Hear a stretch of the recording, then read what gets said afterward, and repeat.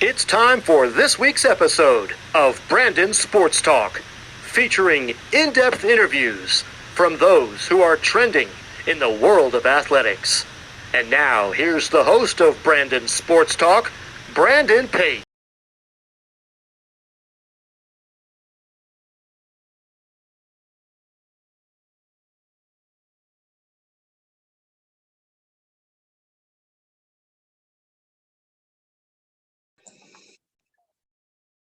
Welcome back to Brandon Sports Talk. In today's episode, I have the privilege to interview the Rutgers assistant women's swimming and diving coach, Casmera Wick. How are you doing today?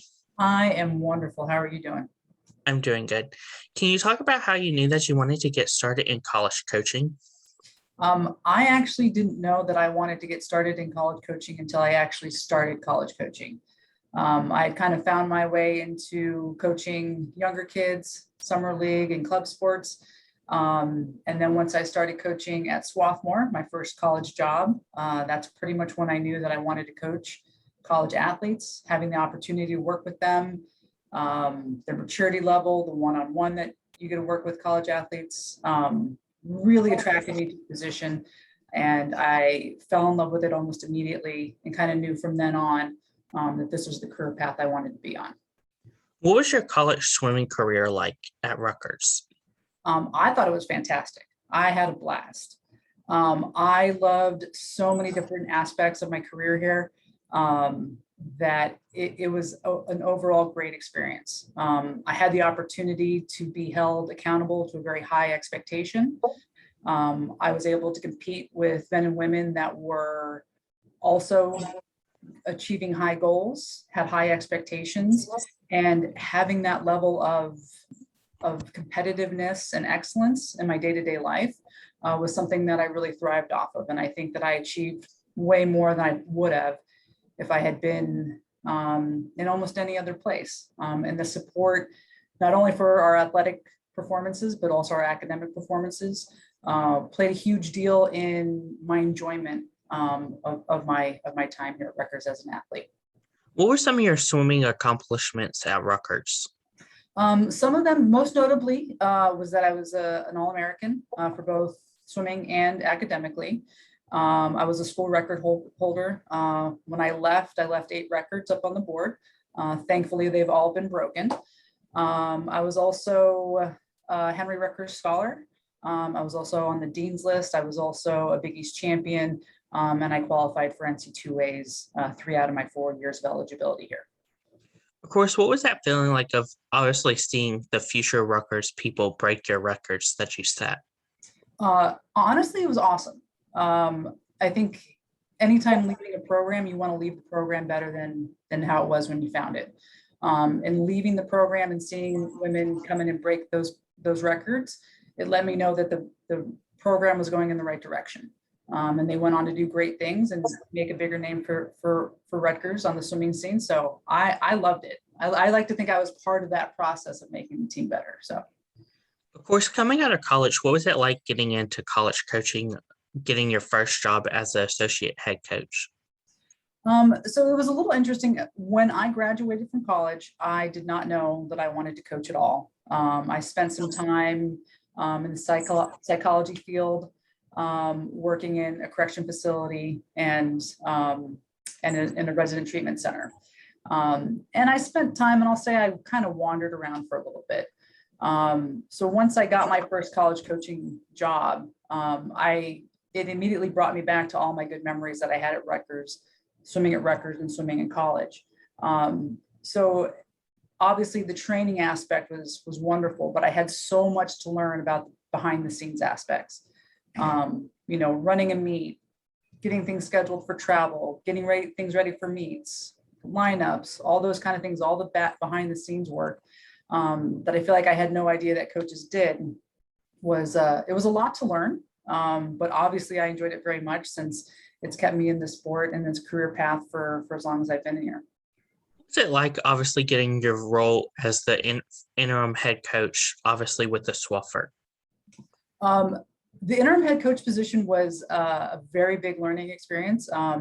it's kind of like the first year I had an opportunity to see how things were run. And then as the interim head coach, it was like, now it's time for me to run the show. I enjoyed it a lot. I was very fortunate to have a lot of staff that knew their way around what needed to happen throughout the year. So they were a huge help in the process. And also the administration at Swarthmore was great as far as helping me through that year and making sure I had the resources I needed for that year to be successful. What was it like going into the ACC and going to coach as the assistant coach for Pittsburgh? Yes, that was a big change. That was very eye-opening for me. Walking into the University of Pittsburgh after leaving Swarthmore, the big thing was just the amount of resources that were available to a Division I program that was in a part of a powerful conference. And I was very fortunate enough to have some veteran coaches in Marion Clark and Jeff Berghoff, and Chuck Knowles.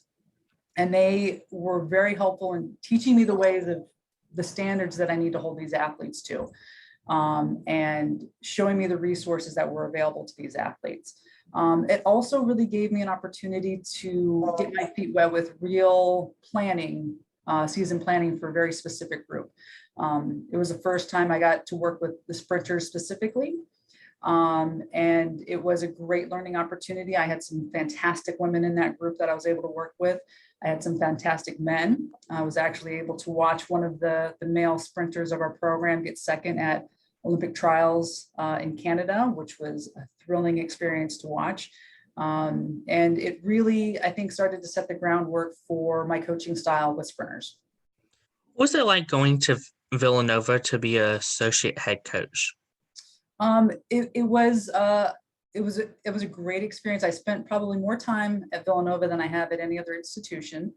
Had the opportunity to work with Rick Simpson, and having taken what I learned at Pitt and using it at Villanova, I think I was able to develop my full style of coaching.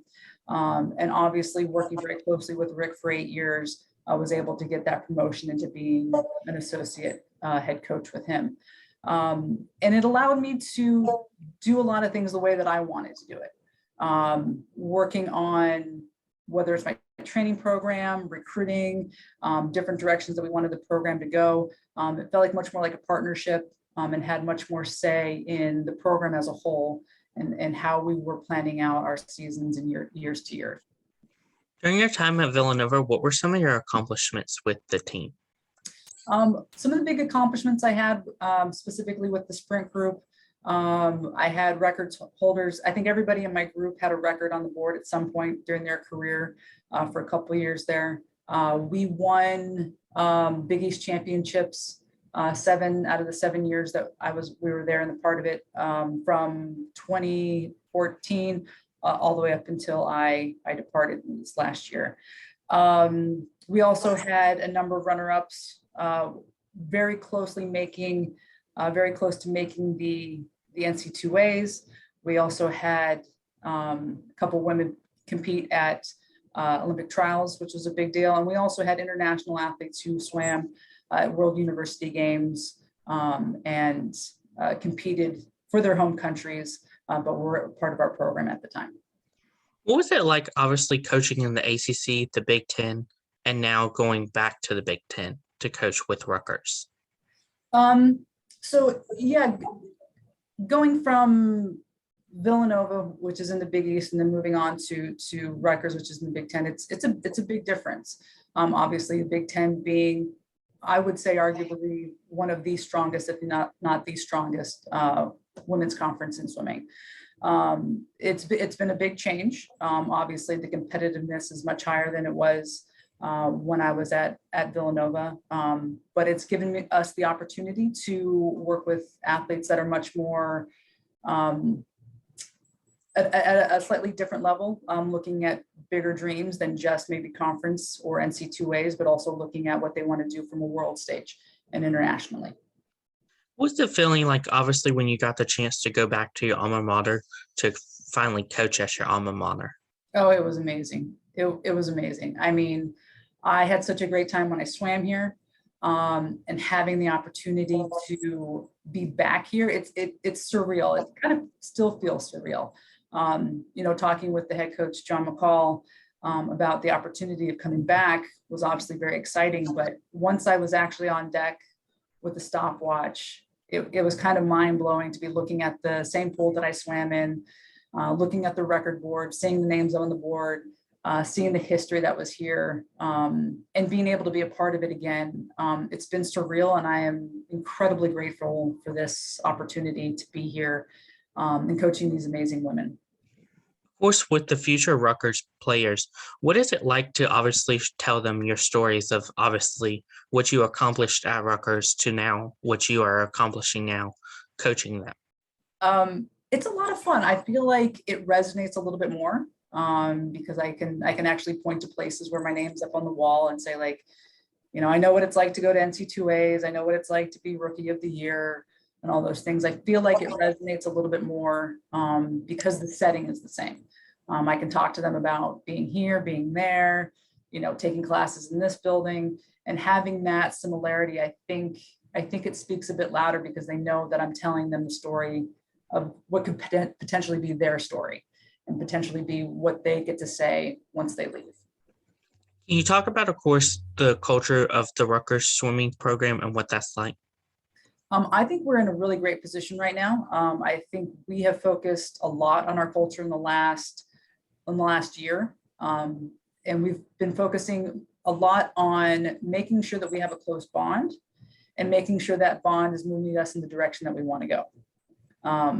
Our plan and our goal for this program overall is to be the best swimming and diving team in the world. And that comes from a lot of different places. That comes from being close and being willing to work with your teammates, work for them and work with them. And so I think we've done a great job of having a good team camaraderie. And I think we have everyone on the page of moving forward and making this team better. And in ready to do some hard things, ready to do a lot of hard work, ready to grind, ready to call each other out, and ready to take care of each other in every way possible. What are some things that you plan to accomplish after coming off of obviously this COVID season? So COVID for us was crazy, as it was for every college, I'm sure. But for us coming off of this year, we want to place higher in the Big Ten than we've ever placed. So we're looking for the highest place finish that we can. We're also looking to get back to NC2As and have people compete there and score some points, and really set the groundwork for where we intend to go from here. So kind of set the floor and then make each year better out of this past year and get better and better. Of course, coming from a player stance, what was it like, obviously, during the COVID season of having to not be on the sidelines to cheer on the teammates and just go straight to the locker room? I think that was tough. I think the tougher part for our team specifically was that we were just small. We gave our athletes the opportunity to train at home if they wanted to, and use the optional red shirt. So I think the tougher part for our athletes was that we were just so small. I think our swimmers, even though they had to go straight back to the locker room or they weren't supposed to cheer, they always kind of had their eye on the pool and made sure that they knew what was going on and cheering everybody on. But I think that whole feeling like you're talking about, that the energy that they're used to and the excitement that they're used to, it was a little tough. But I think in the end, I think we're grateful that we had any season at all. At least that's what we hear from our seniors and those who have graduated. Of course, what is the recruitment process like for prospective swimmers looking to obviously join a college swimming team? I think the process usually starts by figuring out what you want in a university in general. Do you want a big school, small school, tons of majors, not many majors? You want to be on the East Coast, West Coast, kind of figuring those things out. And then looking at times for the most part. Swimming, we're pretty fortunate. We're a pretty black and white sport. You can look and see what our top times are like, so you can see where your times would fit within our program. And then the next part is reaching out to the coaches. If you see that you have times that kind of fit within our top 5, reach out to us. We would love to hear from you. and talk to you. And we would love to tell you all about Rutgers and everything that we have to offer here, because we have a lot to offer. We have a fantastic academic program. We have some fantastic facilities, and we're continuing to get better and better in that regard. What does the official visit look like for prospective student athletes looking to go on an official visit to Rutgers swimming? So usually what we do is we'll start our 48 hours on Friday morning. We'll start off with a nice breakfast, get you ready to go, so you have enough energy to get you through the day. And then Friday we have a lot of meetings and a lot of tours. We show off our athletic facilities, we show off where we lift, we show off our pool, we show off our locker room. You get to talk with our academic advisor so that you have an idea of what you can expect from an academic standpoint when you're here at Rutgers.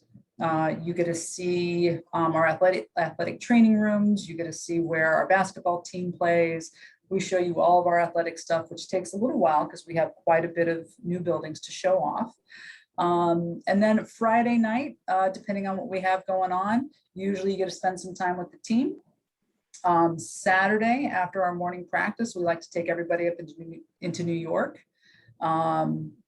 take you out to a nice show, take you out to a nice meal, and then we'll wrap everything up on Sunday morning. But yeah, we like to go into the city. If we don't go to a Broadway show, sometimes we'll do like a cruise around the lower part of Manhattan. But we have a great place here at Rutgers. We're not a city school, but we're close enough to the city that we can do a lot of fun things in our free time. Of course, what is it like to obviously see the prospective student athletes come on the tour and be like, oh, this is going to be my home for the next 4 to 5 years? It's awesome. And it happens usually pretty quick. As soon as we start showing everybody around and they see everything that Rutgers has to offer, I think they're blown away. I think sometimes the thought is that Rutgers is a city school because we're so close to New York, but we're not. We have beautiful trees. I think I passed 3 deer on my way through campus this morning to practice. And it's a very, very nice setting. There's a small little town of New Brunswick that we're in. And once they start to see all these places, they can really see themselves prospering here and doing very well. So I think at first it's a little bit of a surprise and we're okay with that. But then afterwards, it's like real excitement, like, man, I can come here, I can study this, I can get faster, I have all these resources. And it's just great to see them get more and more excited as the weekend goes on. What's it like to obviously see y'all compete against Ohio State and Penn State and teams like that in your conference? I enjoy it. I always enjoy going after the bigger teams that, the ones that maybe have a little bit more success behind them. I love being competitive and I love going after the ones that are close to us. Obviously, we always love the opportunity to compete against Penn State. I think everybody at Rutgers in all sports enjoys competing against Penn State. But I think they're fun. I think it's an opportunity to see where we need to go and who we need to be going after. So I love those meets. What advice would you give prospective student athletes looking to join a swimming team program in college? What should they do? Mm-hmm. What advice would you give prospective student athletes looking to join a swimming team program in college? I would say do your research. Do your research and find what you're looking for, find where you fit, and then be ready to work hard. I think if you're ready to work hard for whatever it is that you want, a lot of good things are going to come your way. I think any coach out there is always looking for somebody who's ready to work hard and not expect things to be given to them. You're ready to put yourself out there and work hard and kind of think outside the box as far as training goes and what they might expect of you. What advice would you give college swimming players looking to get into college coaching like you did? I would say create the biggest and best network that you can. Get to know as many coaches as you can. Obviously, your current coaching staff is going to be a great resource for you, but start asking around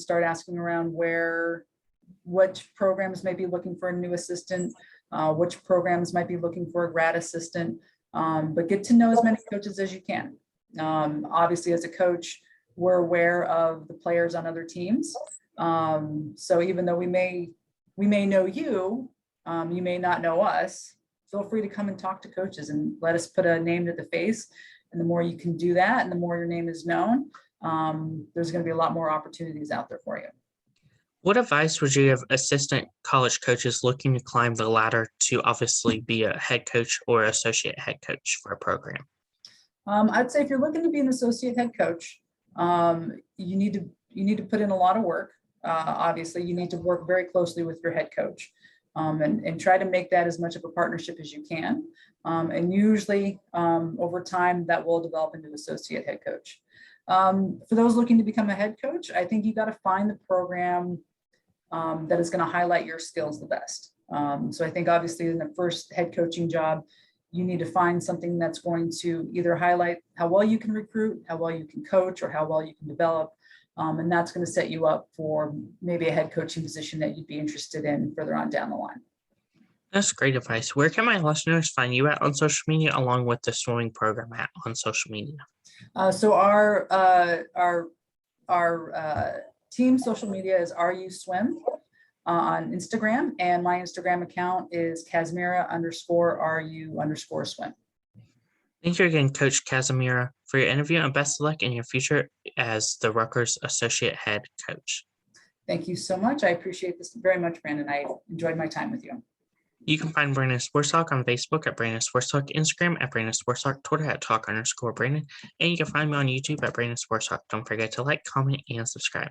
Thank you again, Coach Casmera, for your interview, and best of luck in your future. Thank you. You've been watching Brandon Sports Talk. Please feel free to like, share, and subscribe to Brandon Sports Talk on social media and on YouTube.